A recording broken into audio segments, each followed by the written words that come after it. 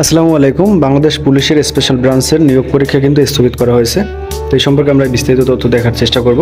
গণপ্রজাতন্ত্রী বাংলাদেশ সরকার, Bangladesh police, special branch, Rajarbagh, Dhaka.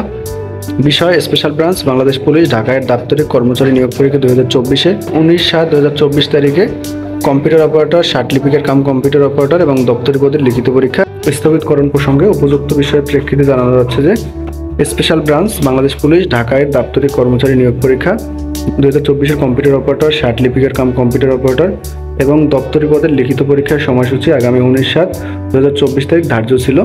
অনিবার্য কারণবশত উক্ত লিখিত পরীক্ষা স্থগিত করা হলো। পরবর্তীতে উক্ত পদের লিখিত পরীক্ষার তারিখ, সময় এবং কেন্দ্র অবহিত করা হবে। এমতো অবস্থায় উল্লিখিত পদসমূহে আবেদনকারী প্রার্থীদের লিখিত পরীক্ষা স্থগিতকরণের বিষয়টি মোবাইল ফোনে বার্তা এবং ওয়েবসাইটের মাধ্যমে জানানোর প্রয়োজনীয় ব্যবস্থা গ্রহণ করার জন্য অনুরোধ করা হলো। অর্থাৎ আপনাদের যাদের পরীক্ষা ছিল 19 তারিখে, সেটা কিন্তু স্থগিত করা হয়েছে।